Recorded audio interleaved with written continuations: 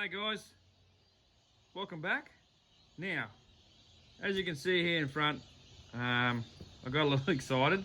Like I said in my last video, this is my 30.5 that we were pulling down, and we're going to have a go at doing some port work and see what we can squeeze out of this thing once we put it back together.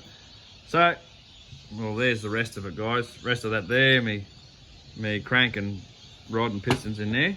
Now, I have to excuse my mess over here, guys. I've just been doing all this machine work, porting, whatever. Now, a lot of this is just on my hand tool. So, I'm a motor mechanic by trade, and I love working on cars, and I've done some performance work before. But this is my first real try, pretty much, at porting a two-stroke. So, bear with me on this one, guys. A lot of the stuff maybe you've seen.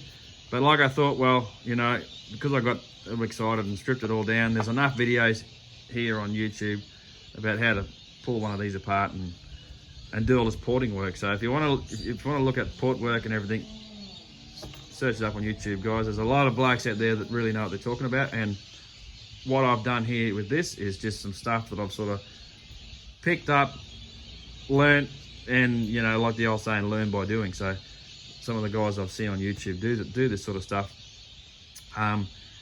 So without any further ado, let's show you where I'm at with this thing. So with the two strokes, small improvements can get you big gains depending on what you're doing.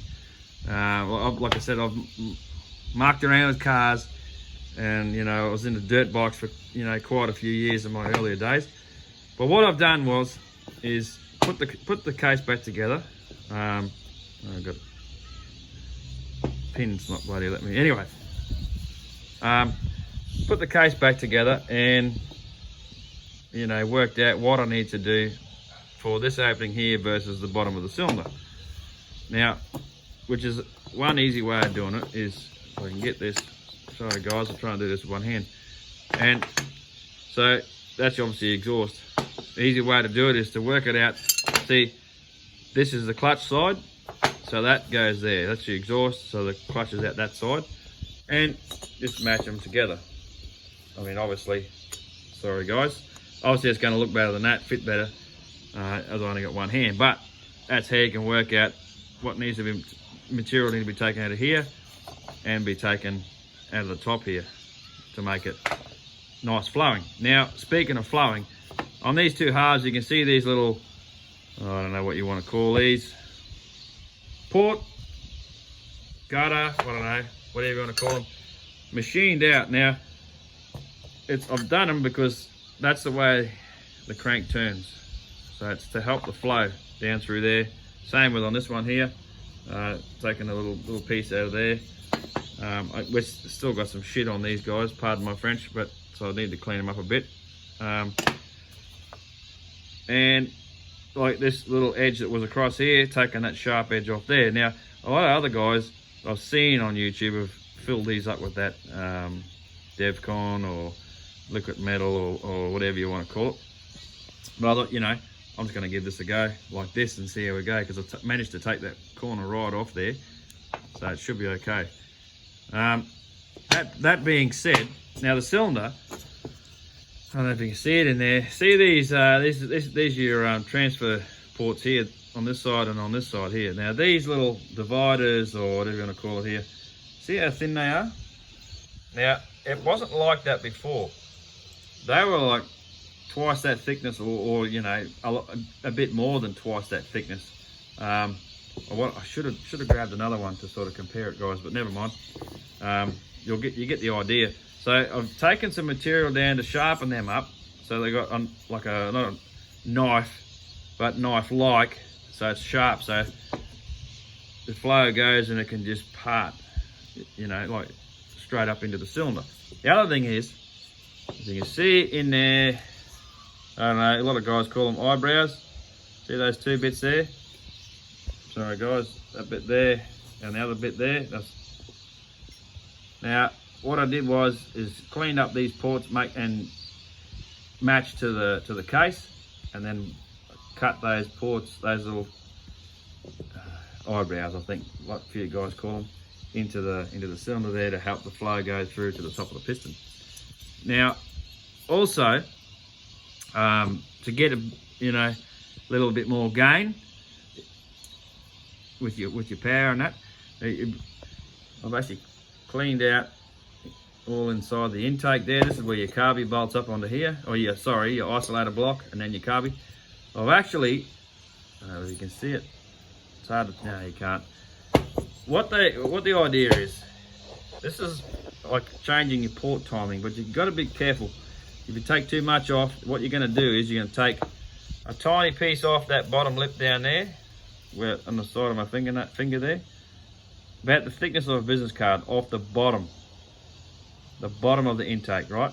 So then when you do that, you also do it to the exhaust, but this time you do it to the top there. Take that same amount, business card thickness, off the top. I know you can see there how I've rounded the corners out, and then taking that lip. Sorry guys, I should get a screwdriver to show you, but you can see that lip there. Sorry about the lighting. So same thing again, that little lip there next to my, right next to my finger there, all the way across the top, same amount, business card thickness. You can make it wider, like across from side to side, which is what I did also. I opened it up widthways, side to side, but the top and bottom, take a tiny bit out of the top, and exact same as what you took out of the bottom on the intake side, you do up here. So you can make the opening in the cylinder end in there wider, and outside here, so you can sort of see I've actually opened up the outside of this exhaust port as well to sort of help the flow to get out. You want to try and get the exhaust gas out as quick as you can. So that's what I've done there, guys. Now, like I said, sorry about the lighting, it's a bit hard to see. There's a bit of junk in there still I've got to get out, but yeah, so those little eyebrows, if you want to call it, and these, sharpen these up because they were way thicker than that, or a fair bit thicker than that. Cleaned up the transfers a bit here and here, same on this side, guys. Clean the transfers up there and there, and I also, like I said, took the sharp edge off here. Now some guys fill in here with a bit of Devcon or liquid metal or whatever, and so as it flows, because it's all about how it flows in and out of the case, like intake down into the case. Yeah, so back up. Flow is important. That's half your battle with these. The other thing is RPMs, which is another thing I did, is lighten the flywheel. So check out this photo real quick, and then I'll show you what I did to the flywheel. All right, so here's the flywheel now.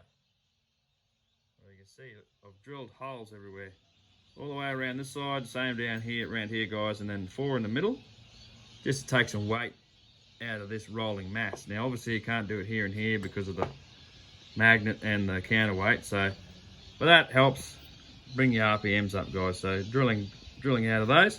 But anyway, without babbling on too much further, we'll cut the video. Hopefully it wasn't too long for you guys. Like I said, we'll get to the crank and all that when we go to put this thing back together. So stick around, guys. Next video I do, we'll put this together, put it on a stand, give it a run, see how it goes, and then after that we'll put it in a truck and try it out and see whether it's any good or whether it's no good. All right, guys, thanks for watching. Stick around and stay tuned for the next video, and I'll catch you guys in the next video. See you guys. Cheers.